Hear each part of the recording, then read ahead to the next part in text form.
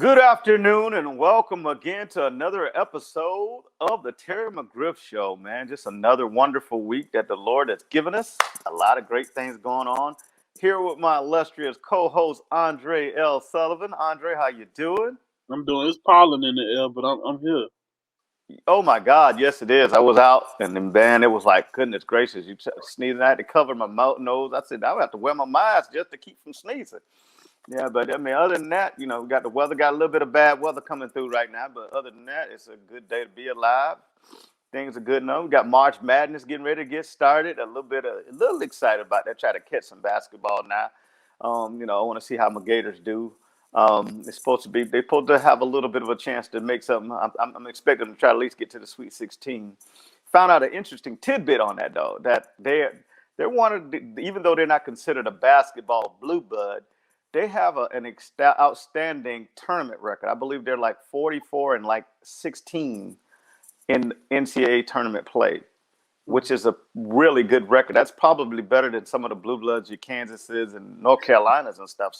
I was surprised, and they have won quite a few national titles out of that, and been to the championship a couple of times and didn't win, and Final Four on a lot of occasions. They won two. So Yeah. Been to the finals, I think, twice before that, and when they lost, and I think they've been to the Final Four at least 4 or 5 times before that. So it's pretty good to see them that they're going good. I like to see how they're doing. I don't think they're a great team, but I think they're a pretty good team. They had a little rough stretch at the end of the season, didn't go out in tournament. Took them down pretty early in the tournament, but hey, they did good enough to get a 7 seed. So we'll see how it goes.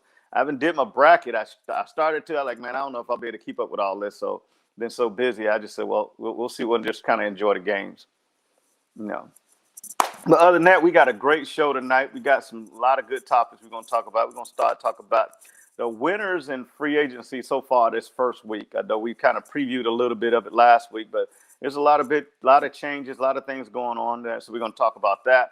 We want to get into a little bit, not too much, but I want to talk about this, in my opinion, on the Deshaun Watson situation with this sexual assault. Also, want to talk about something that was brought to my attention, and I did a little bit of research myself on it, and it's kind of peculiar, about the Denver Broncos. And I want to lastly, I want to finish up with our thoughts on what we thought about the Jaguars themselves in their first week of free agency, how we think they did, what you think they're planning on now that we see a little bit of their free agent strategy, what you think their direction might be, and we'll spend the show on that. But first, I'd like to just tell everybody, if you love the show, you like what we're doing, please hit that like button, hit the subscribe button, and make sure you hit that bell notification so you know when our shows are posted. Also try to post the shows every Friday afternoon. Also, just please, take care of our sponsors, She Car, Watch Game Film, the Women's Tackle Football League, and Team Sportswear Direct, as you can see right here on my chest. And hey, Andre, we just love this thing that's going on with this tournament. But this free agency thing, I'm a football fan. You're a football man, so we're gonna jump right into this thing. I'm gonna let you go first. So you did start out. You tell me what you think about this free agency the first week. It'll sound kind of mundane, but I honestly don't think much about it. Mm-hmm. Here's why. Ladies and gentlemen, it's still the first week. I need everybody to, in the words of Aaron Rodgers, RELAX. I get it. We're excited. Our teams are making some moves and everything. But remember, people, free agency is just that. Free agency. There's a in metaphorical terms, there is a pond of people swimming, and there's somebody picking some things. There's a bunch of apples there, and somebody's basically cherry picking apples to see if they find one that they want. And you still got the draft, so relax just a little bit. Relax, Mm-hmm. because This is just the beginning of moves. And I'm telling relax to team fans of teams like Jacksonville Jaguars, fans of teams like the Miami Dolphins, fans of teams like the Washington football team. Just give it some time. It's coming. It's coming. But to start off first, I have to say my losers before I talk about my winners. My first losers are the Buffalo Bills. Wow. Hear me out. Hear me out. First, I love the Emmanuel Sanders signing. I do. I think having Josh Allen tied with Emmanuel Sanders. And let me take a few steps back. Losing right now in free agency does not mean a losing team. I totally agree. I think people they intertwine the two as if they one begots the other, and that's not the case at all. There's been teams who haven't done a damn thing in free agency and go out and win 8, 9, 10, 11 games. And there's teams who made moves in free agency every single day, and they're sitting at home come January. So I had to take a step back and say that. Here's why I say they're losers. You got the draft. I mentioned earlier, you got the draft coming up. This draft is loaded with quarterbacks from the round 1 to probably round 5. I'd agree.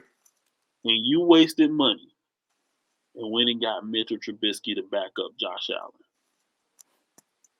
I get it. There's something there with Mitchell Trubisky. Don't get me wrong. I feel like he can play backup here in the National Football League, but he wasn't somebody that I was going to break my neck in free agency to get. Not when there are people walking around right now who can probably play the backup quarterback position as well, or if not better. And so, them reaching out, and even though it's still a 1-year deal, I get it. But there was other pieces that you could have done, or that you should, in my opinion, should have done before you tried to reach out and grab somebody like Mitchell Trubisky. Now, with that being said, another loser that I'm going to give away is the Arizona Cardinals. Hear me out. Not for what they've gained, because they gained some weapons. But for what they have lost. You let Hasten Reddick walk away from your building. You let a Patrick Peterson, who granted he's on the last bit of tread on them tires, but you let him walk. You let Kenyon Drake, you let him walk. All of these were, if I'm not correct, the pieces that I thought you brought in to help you get over the hump that was known as Seattle and San Francisco. And unless the NFL made some moves, Seattle and San Francisco still play in the NFC West. And so having them just let those few people walk, it surprised me a little bit. And I don't sit in the front office of the Arizona Cardinals office, but just I didn't get those moves. So winners, Kansas City. They picked up Kyle Long. Out of retirement, you're right. You made a phone call and convinced this man to put a pair of cleats back on. And he's fully healthy. And that fixes your right tackle position. Right there. Like I'm sorry. That was one when I was like. And another guy with a Super Bowl pedigree. Like the move right there made so much sense to me. It was just like, wow. Another one. And he automatically knows the system. He played in it already. You just hit the nail on the head about a couple of times with signing Kyle Long. Another one was the Tennessee Titans. Y'all went and got Bud Dupree. What was the problem that we kept saying with Tennessee? They had this explosive offense with Derrick Henry running on the ground, and then Ryan Tannehill can throw it when necessary, but the defense couldn't stop a gust of wind. But then you went and signed Bud Dupree. Come on now, come on, you have to tip your hat to what they were doing, and moves like that just makes me be like, okay, I see you. Another team. What was the big talk in New England last year? Cam Newton does not have enough weapons. Cam Newton does not have enough weapons. They went and got Nelson Aguilar and John Smith. Oh, and then they got Matthew Judon on the defensive side. We can talk about Bill Belichick being the greatest of all times on the field coaching, but we don't give him his credit as a GM. So yeah, those are the teams that I think that lost and that won free agency so far. And again, I preface this with it's the first week. Tell people. Well, I totally agree with you on most of those. And we're going to pick right up here just to piggyback what you said on New England Patriots. Not only that, they actually got Kyle Van Noy to come back, who was left them, just took a year of sabbatical, got the money, got paid with the Dolphins, and came right back. That automatically, you don't even have to he already knows the system. Right. You know, him and Judon, they're going back to be an elite level defense. And then they picked up some other guys that people don't know that, but all these guys that they pick up fits the system and will come in and fit the culture. Now, you know, you turned me on to the show about the couple of the shows that we're talking about where we had the Cam Newton was talking about why he wanted to go back to New England, and he was 100% correct why he go. And then they put some skilled players around him. He said they had a couple of young receivers there. Then they gave him a tight end, and then you gave him a couple of, you got a couple of some receivers. So you got a deep threat now. And I'm sure they're not done in the draft drafting some guys. And, you got to let these two young receivers that they drafted last year develop. And, they'll have some guys getting healthy. A team that's coached by Belichick is very hard to beat when they're not have a lot of talent. But when they start getting talent, they're back right up to the top of the heap again. So if you're giving Cam Newton, the type of talent that he needs, with the type of athlete that he is. And one thing I will tell people, he is not a precision passer, but he is a pretty accurate passer. He's not just this run-only quarterback. He can make the deep throw. That's one of the things people don't understand. He's probably one of the best, if not the best, deep thrower in the game. And most people don't understand that because they see him running and doing so much creative stuff with his legs. But when he has time to sit in the pocket and find his receivers deep, he is very, very accurate at that. And then that's one of the main reasons they brought him back. And it allows them to go back. And I tell people this. What made the Seattle Seahawks when they were in the Super Bowl so great? They had Russell Wilson at a pretty good level. He's playing pretty good football, and he was cheap. Cam Newton is cheap as far as quarterbacks go. You're talking about you got an MVP caliber quarterback on a rookie salary type of scale. You can't beat that. And if you build around him, he's going to be happy and he'll get his money. But one thing, he has made his money. So the one thing, that man is motivated to win the championship more than he is. Plus he has very good, a lot of business things out there. So money is just not his number one motivation, so that's one good thing about them. The other team I'd like to tell people, I was going to say it's one of my winners.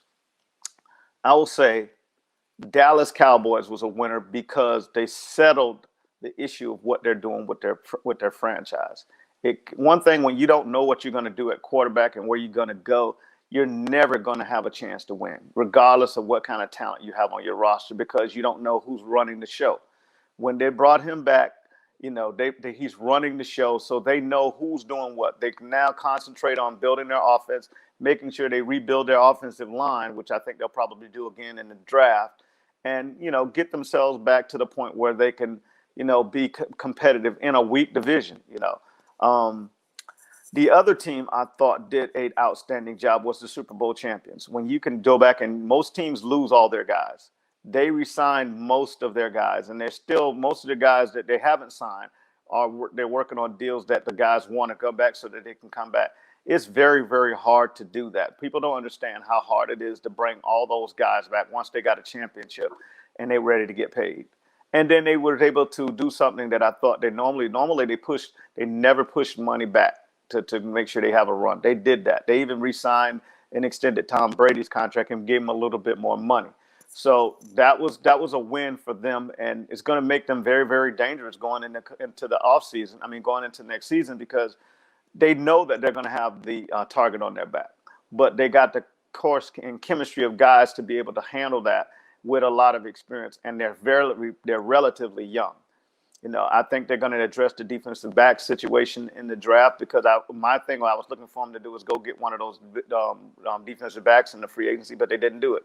I think they've identified some guys in the draft that they're going to be able to get late in the first round, and they might make some trade moves, because they got the capital right now, far as winning a championship, that they can give up some draft picks and mortgage the future a little bit to try to win now. So it is what it is. You look at, and the reason I'm saying that, look at what the Philadelphia Eagles did. All the crap they've done lately, they're knowing that they just gave their team a championship a few years ago. So people, even though they may not want to, they're being patient with the Eagles, because some of the Eagles make you scratch your head. They're one of the big losers now. We're going to talk about losers. The Eagles. How did you not address all the needs that you have in free agency? You're not that much cash strapped. I know you're going to take the hit on trading your quarterback Wentz, but you're not cash strapped. You let a lot of veterans go. I think they let what was his name? I can't remember, the defensive tackle they used to play here with the Jaguars.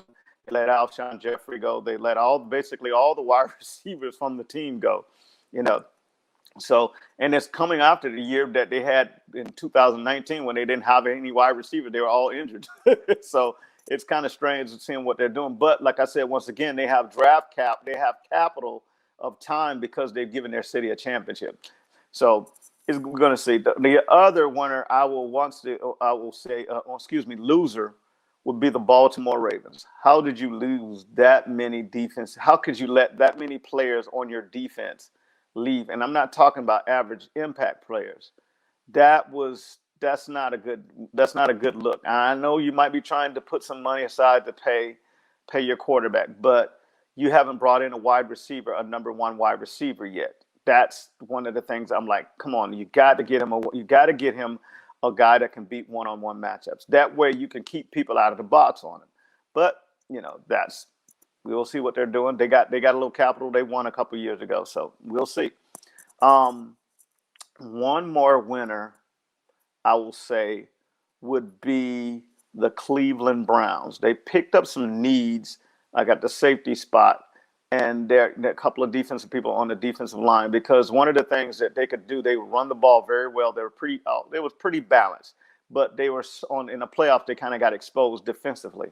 I think helping them out with the safety spot will help them take that next step. I think they'll probably win the division, because I think Pittsburgh's going to take a big step back with the losses on them. And I don't want to say they lose in free agency, because they always seem to find the next wide receiver. They always seem to find the next Bud Dupree in the draft that nobody's thinking about.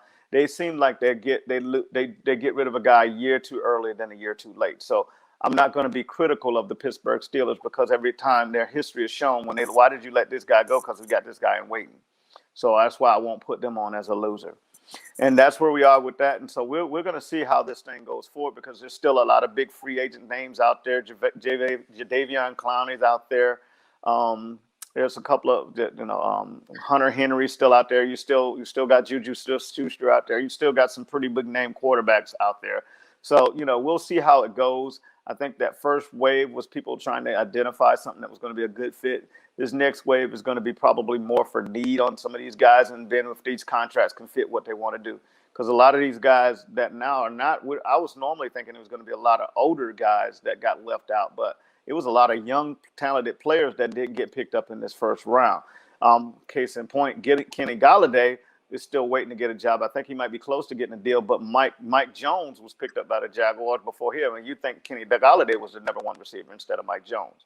But difference is Mike Jones is a speed receiver. So we'll see as we go forward, and then we'll probably pick up a little bit next week and see how we go with that free agency. All right, let's move on here, my friend. Oh boy, oh boy, oh boy. Ready for this one? Yeah. Oh boy, oh boy.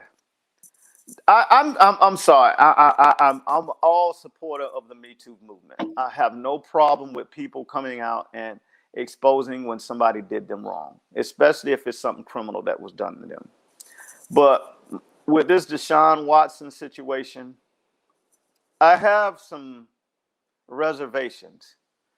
The reason I have some reservations is this gentleman has nothing but an outstanding reputation his entire career, whether it's college or professional. The things that he's done in the Houston area, the things that he's done wherever he's been. And it's just peculiar the timing that he's trying to leave Houston, that not one, but two, but three allegations so far have come out. And supposedly these things have happened a year ago.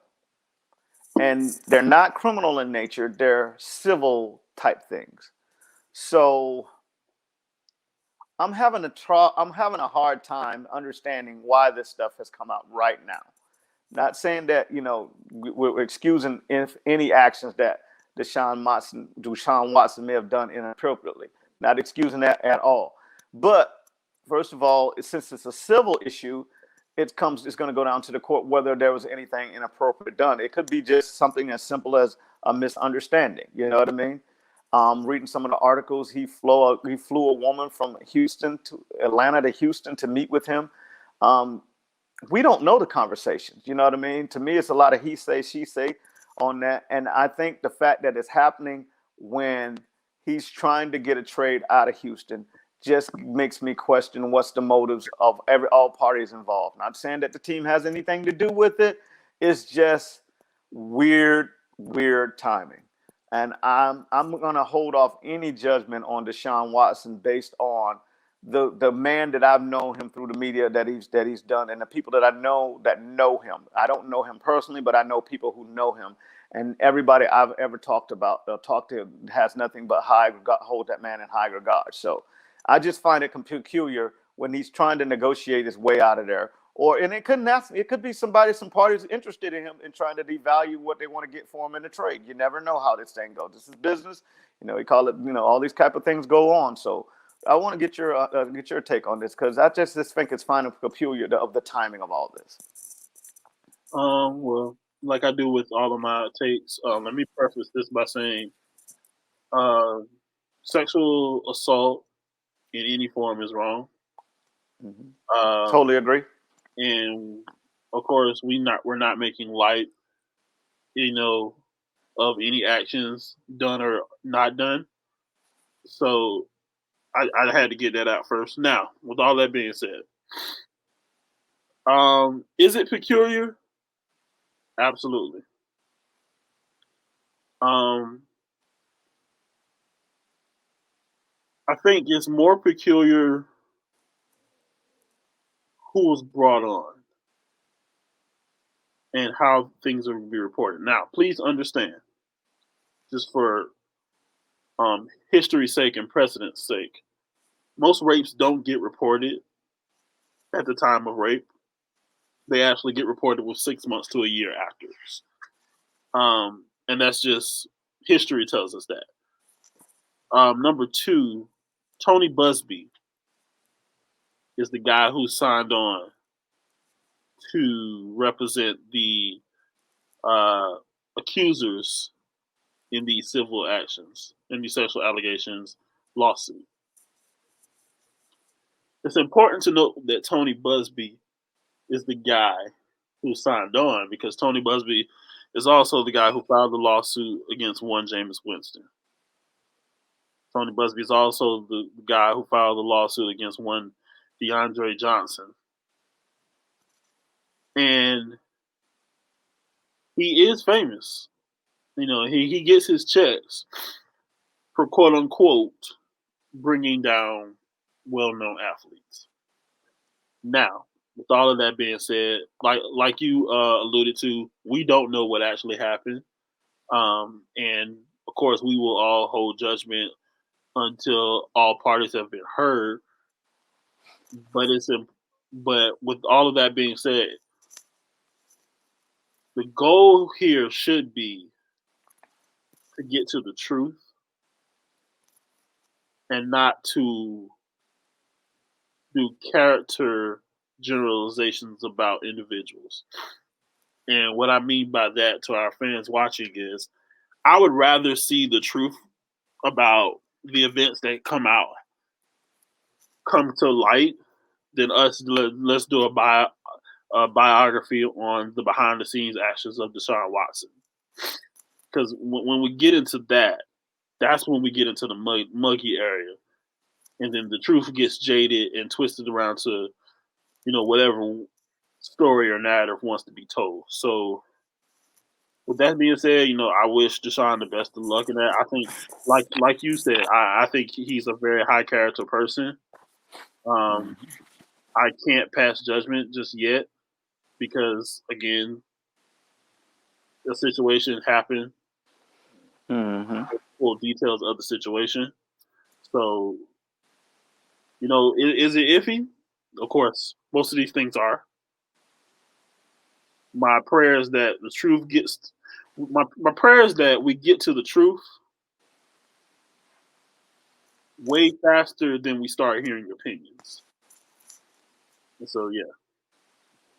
Yeah, and I think that's a good way to end on it this one, because there's I'm sure there's going to be some more things get brought to light, and whatever way it goes, we're wishing the truth be come out, and all parties involved are justly dealt with.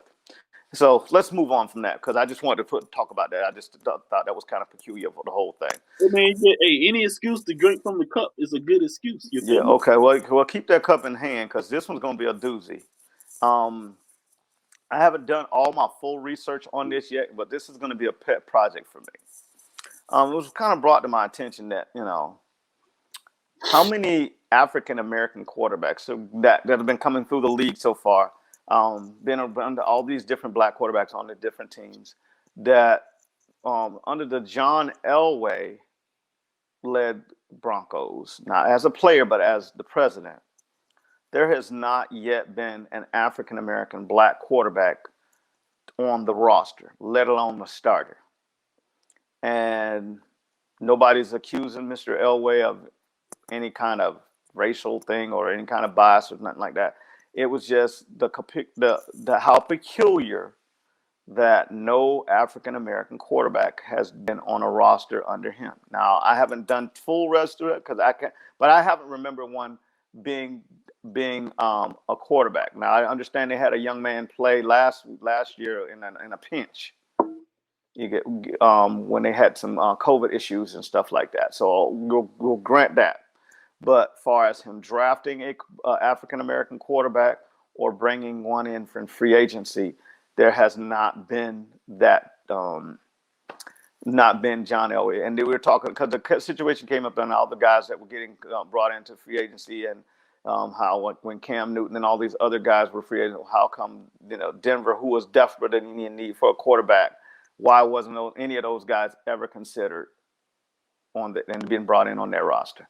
So I don't want to start any rumors or say anything negative. It was peculiar, and it's something that's just I think deserves to be kind of just investigated, just to see what's the deal with that, because most all these other teams around the league has had some black people, some black men on their roster at the quarterback position. So I want to hear your take on that. There are a lot of things that I question that the NFL does. Mm-hmm. Like why Rex Ryan isn't coaching. Or Why Colin Kaepernick, which we know why. We know why. I personally don't question that, but that personal reasons. Mm-hmm. I question how Tom Brady's still playing. TB12, baby. TB12 diet. I question how Jack Del Rio still has a job in the NFL. Good old boy system. I question does Lamar Jackson put speed flex stuff in his cleats or something? Because what I never question Let me drink from the cup first. What I never question is how people choose to hire, how they hire. Now, Denver hasn't had a black quarterback in whatever. When the last time San Francisco had one? Colin Kaepernick. Cool. When the last time New York got one? Giants. They had one a few years ago. A starter. Oh, there's a lot of teams that have. We can go with that. There's a lot of teams that haven't had a black starting quarterback. That's my point exactly. Mm-hmm. And I make that point off of the basis of, as football analysts and even as a media person, we have the luxury of making the secondhand comment. What I mean by the fans is, if you watch a game and we're like, oh my God, the referee didn't see the man throw the first punch, but he saw the man throw the second punch. So that's what we do as people. Miles Jack wasn't down because he wasn't different. But my point is, we have the luxury of making the second comment. We see the second punch. We don't see the first punch. Well, most fans do see both punches because of the replay. They do get to see both punches. They see the refs. They see the replay, but see, that's my point.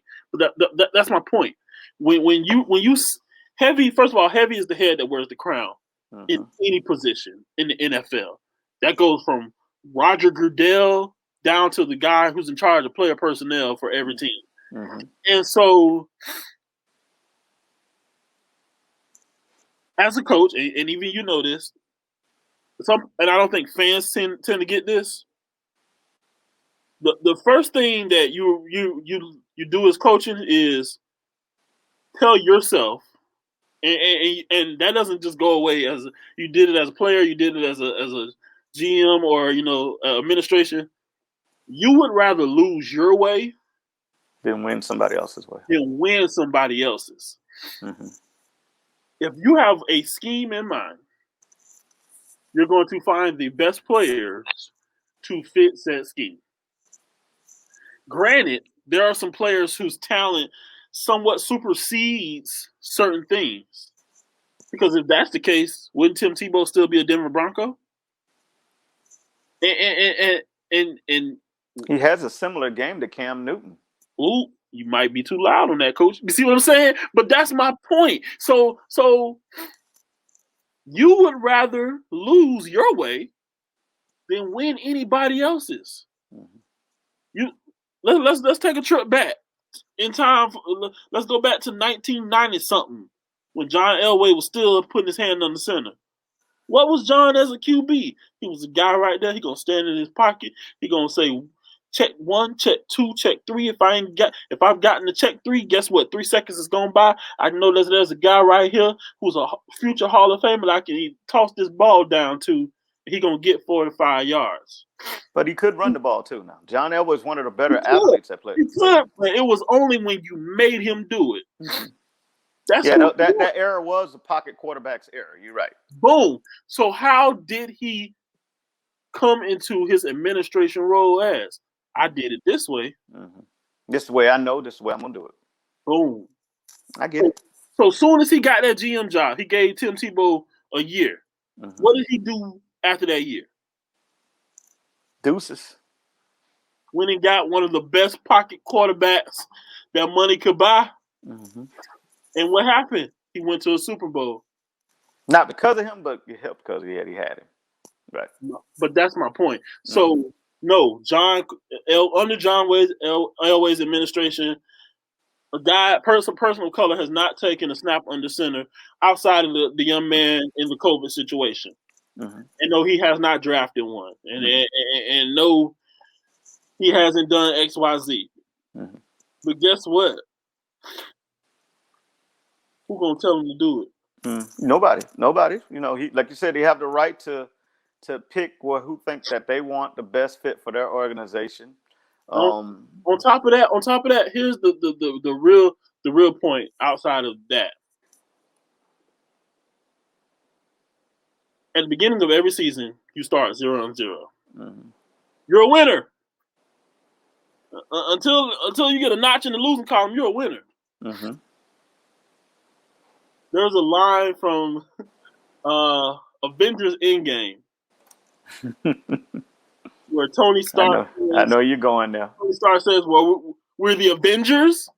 We're the Avengers, not the. That means after the fact, not the pre-Vengers."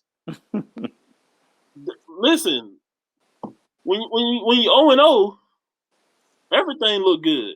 Mm-hmm. But again, we as media and fans, what do? We got the secondhand look. So side seat driving. When we lose one, we lose two, we lose three, we lose four, it gets a little louder. And so, yeah, we can say it didn't work, John. You should have drafted a black dude. But if I'm sitting in a seat and looking down at my $500 watch from my $800 ticket seat that I got for free because I run all of this, it looks pretty good to me. Mm-hmm. Oh well, if we're going on that theory, I mean, we're looking toward if he drafts a quarterback, it will be more of your Matt Jones or Kyle Trask type guys because those are more of your stand in the pocket. You know, even though they do have the willingness to run, they don't have the ability to run well. But you know, and I remember he brought in for a spell. What was his name with the Baltimore Ravens that won the Super Bowl? And you know, he wants those guys that'll stand in the pocket type guys, and that's their kind of game. And I get it. It was just, you know, like I said, they had that conversation about how John, I think it was his GM thing about that was a great conversation, by the way. Wish we could have had recorded that from with the people that I was with. But it was that I thought that made me think on that. And I'm like, okay. And you kind of helped me clarify that with that. So, you know, I don't want anybody to ever question John Elway's character because he's never given me any reason to question, you know, his character or anything like that. It was just a peculiar thing that people noticed. And you never know. This draft is yet to come up. His free agency is not over. You never know what's going to happen. And then this will be put to bed in the minds of those folks that I was having that conversation with. They just thought that was kind of odd. Yeah. Also, remember, John Elway did have 2 black head coaches during his. Yes, he did. So, all y'all out there saying John Elway don't like black people, he handed the ball off to a black person for a good 6 years. More than that. I'm just saying. Way more than that, yeah. Way more than that. All his career he handed off to, and he threw the black boys, and he played with black guys, and like I said, he hired black men as coaches and all this type of stuff. So it's not that, and Shannon Sharp is one of his better friends. So I don't think, like I said, I'm not questioning that. Well, let Shannon Sharp hear y'all talking about his homeboy. We might be on that show just for mentioning this subject now. But if it does, that's a good thing too. You know, hey, as long as you tune in, that's all I care about. But I thought it was an interesting topic that we come up and we got some nice discussion out of it. So that was worth it, in my own opinion, just to be able to bring it up. All right, let's move on to our team that's near and dear to us. Our own dear old Jacksonville Jaguars. We'll conclude our show with our thoughts on the first week of free agency. And once again, since we're going letting you go first, I'm going to let you go first and tell me your thoughts on the first week of Jaguars free agency. Like I said, with John Elway and how he has chosen to pick his organization, we have a guy at the helm who's doing it the same way. You know, no offense to Balk as the GM. Balky? Yeah. Trent Balky. But, and I said this on air one time, so please don't send me an email, Jaguars. But he has about as much of a voice as David Caldwell had in the room with Tom Coughlin. That's interesting. You said that. And so, this is Urban Meyer's building now. This is Urban Meyer's team. If Urban Meyer want it, he's gonna get it. What did the tuna used to say? If you're gonna want me to make the dinner, at least I need to get the chance to pick some of the groceries. Facts. And I like some of these signings. Some of my question. Let me tell you something that I like. The first off, the big name off the bat, people got Shaquille. Which will probably get Shaquem. But he got Shaquem's good. That's a good linebacker. Even though he got one hand, don't sleep on him. But either way, he got Shaquille. Mm-hmm. And Shaquille Griffin has quietly over the last few seasons put together tape that's been getting ignored for some reason. I don't Because he's all the way at the Pacific Northwest. That's why. Right. You know, but listen, turn on the tape if you want to talk about a good corner who can low key silence a side of the field and can tackle and can run with the best and so shout out to the work that he's been doing since he left UCF because he's been balling and some other names that we got Tyson Alualu back. Yes. Yo, like the fact that we let him go was a personal hit. I took that as a personal hit to myself. But we got him back. Which means what? He's going to rotate at D tackle and D end. And nose tackle and D end because I believe they're switching over to a 3-4, which actually fits their personnel much better than what they've had before, especially the linebackers. You're talking about it's going to be a total rebuild, not a rebuild, but it's going to be a total shakeup in how things are played with that team on defense, defensively. Oh, yeah, because then it went and got Jahad Ward. Now, in Jahad Ward, go turn on the tape in Baltimore because bro been balling too. Some things that I question a little bit here. Mr. Montez. I didn't get that one. I mean, don't get me wrong. Great tight end. Will stand there with the line and block his behind off. But they went and got I'm sorry, Manhurst. That's his name, Chris Manhurst. I apologize. I was in head, not my heart. They went and got Manhurst before Hunter Henry was a Patriot. I didn't get that sign. We also brought back Carlos Hyde. I don't. Yeah, that one kind of. Yeah. I didn't understand that one. But hey, he's cool people, I guess. But they got him for a song and a dance, so 2 years, $6 million. So. True. Here's the one I really question. And you alluded to this a little earlier. With Galladay still on the board, you went and got Marvin Jones.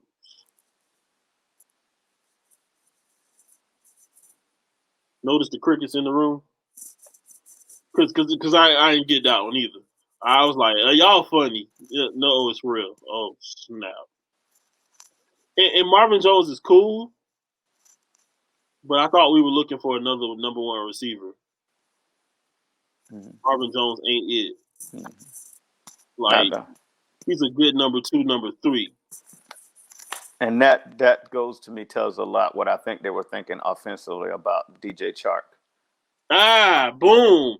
I mean, and don't get me wrong, a lot of people, I think that conversation is split literally down the middle because there's a side that says DJ Chark is a number 1, there's a side that says DJ Chark is a 2.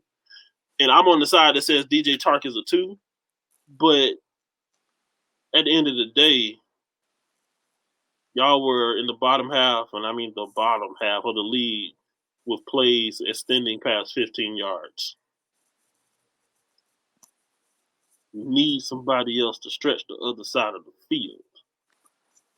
And you still don't have it. And maybe that's a draft concern. Maybe they plan on using my guy from Texas that's on the roster a little more. But I'm still questioning. The big question that I have, you still don't have anyone to protect this guy that y'all projecting to draft. So what are you doing? And everybody wants to draft him, but good God, do you want him to get killed? I don't know, because that's what's going to happen if you put him behind a fence. So, yeah, I mean, did they do good? Sure. Could they have done better? Yes. But once again, when you sit in the seat, you get to make all the decisions. I just sit in the seat that talks about the seat. Yeah. Now I'm going to give you my positives. 9 that they didn't get a number one, so that makes me think they believe in that building. DJ Chark is a one, or close to being a good one. You did bring in some speed when you brought in Philip Dorsett. I thought that was an excellent move. Um, I don't know why you bought Marvin. I do know why you bought Marvin Jones over Kenny Galladay, because I guess you did not think that that upgrade of having Galladay would be a big significant upgrade over Chark. However, speed wise, Marvin Jones is a burner, and Yeah, he's a big guy that burns. So now you brought in two guys that can really, really run and stretch teams deep. So I understand that. The Carlos Hyde, I'm still, because you could have got another running back in the 6th round of the draft, an undrafted guy. You could have saved that money. Um, there's some people who just got recent release out there in free agency that you could have got, that got speed out there. What's the young man from Denver just got released? I can't remember his name. you talking about Lindsey? Yeah, it's Philip Lindsay. So there's backs that's going to come free later on in the off season that you could have picked up, that will still be a chance to get in your program and do what you need to do. But I understand you need another guy that was going to be a power back, but you could, like I said, once again, you could have picked that up in the draft with all the less wear and tear. However, there's a lot of familiarity with the coaching staff and the player. And he has a pedigree of, he ran for 1,000 yards before he was productive even last year with Seattle. So I get it. It's always good to have a good. You didn't have any depth behind Robinson last year, so I can understand that. However, there you can always find depth if you do right. If you do your scouting job, like you can get that in the draft and in NFL, and then in free agency outside of that, the draft free. You can pick up an undrafted rookie free agent running back, and that can fill that spot. Been done, I don't know how many times. The other thing that I did really and thought that was a good move was them bringing in Rayshon Jenkins at the safety spot. That's a significant upgrade to what they had there. Um, I still think you might should draft that with that number 25th pick, which will really solidify that. But that means you're right now, from what I've seen, what they're doing. The other one was the trade for doggone Malcolm Brown. I thought that was a brilliant move, because he could actually play your nose or your five technique defensive end. So you got a lot of versatility with Tyson Alo and the young man that he picked up from the Bears. So switching from the 3-4 to the 4-3 is going to be magnificent. It's gonna now people are gonna see what Clavion Chason do a great job at, and also you're gonna get a lot more different blitzing with all the good linebackers, because we got some good young linebackers, and all of them are gonna benefit. Shaq. I actually expect Shaq Quarterman to be able to make it to be on the field now, because he's going to be a good inside 3-4 linebacker that can thump people, but he's Agreed. smart enough to get into pass coverage. It's going to allow them to be Joe Cullen. It's going to allow them to do so much. So I'm expecting significant strides in the Jaguars defense based on the moves that they did in the free agency. So I'm a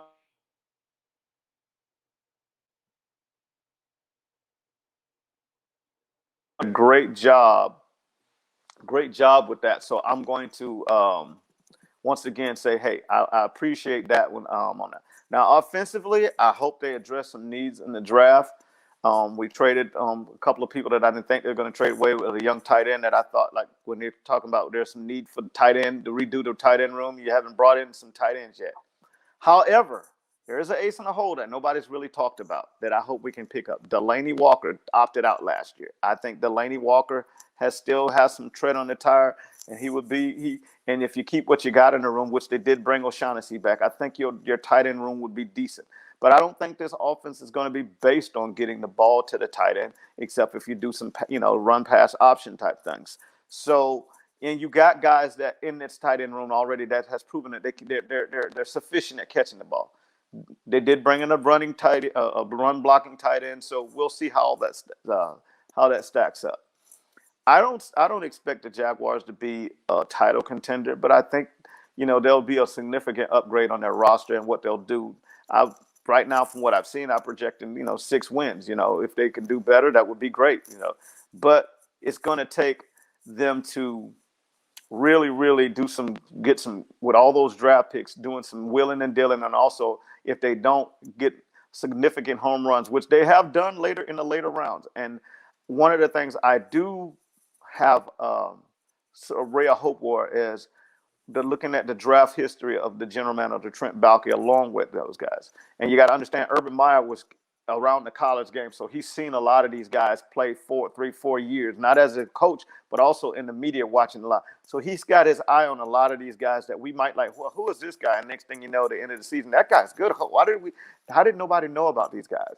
So I got a little bit, I'm not getting excited at all, but I do have a ray of hope that we have some competent people in the building now in the front office to know how to build a team, because we got one guy has showed on different on basis that he knows how to go to different college programs and build winners. And then we had a guy at the NFL level at the GM position has built a team to Super Bowl, been a Super Bowl contender and an NFC champion. So I got a ray of hope because you got people that finally in this building that can say, I've been there and done that.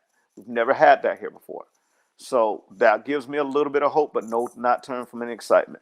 And so we will see how this goes along. Like I said, I like the Griffin signing. I like the Rashawn signing, and we'll see what happens in the draft. And then on some of the guys that we deserved, that we should have re-signed, I like the fact that they identified the right guys to re-sign, especially on defense. What gives that the defense, I can tell you right now, just by looking at what they've done just in this first week, it's going to be a significant upgrade than what we had brought on the field last year. They will not be at the bottom of the barrel. I always see them around the 16, 17 in defensively next year. I don't expect them to be a top 10 defense. That would be great, but I would say them 16, 17, 18. They're going to be in the middle of the pack defensively because of what they brought in and because of what they already had here that was out of position. Now you got some outside linebackers on this team that can go get it. And you'll get to finally see what they can do one-on-one against tackles and rushing the passer. And you got good cover linebackers. And so I'm excited to see, then I'll say that word, I'm excited to see what the defense do. Not overexcited what the team will do, because it's going to still be a relatively young team, but defensively, significantly better. No, agreed. And I missed the Philip Dorsett sign-in. But, yeah. My biggest concern, as it has been for the past few years, barring a Nick Foles injury, has been the offense. Because granted, defense wins games, offense sells tickets, but offense puts points on the board, and I think people forget that. So yeah, if you guys want your new shiny toy, you better get him something to do.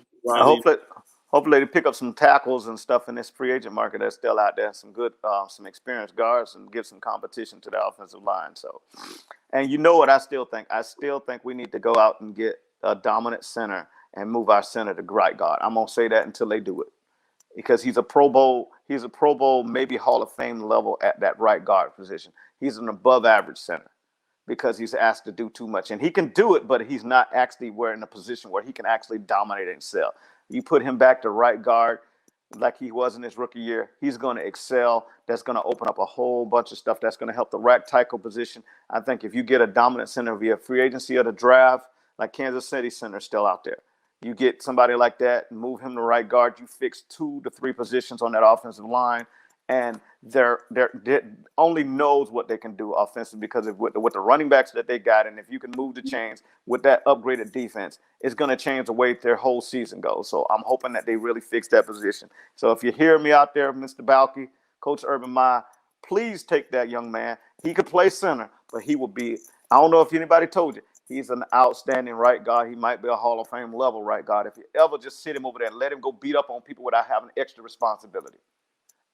And we're going to end the show with that, man. I appreciate you being on this show with me. Again, my friend, we're going to once again, if you guys love this show, please like and subscribe and hit that doggone notification button. Once again, I'd like to thank all our sponsors, She-Car, Watch Game Film, Team Sports for the Rec. And shout out to our Laces Out. We'll have our camp next week, and Women's Tackle Football League. And all you out there, until next week, you guys stay safe and be blessed.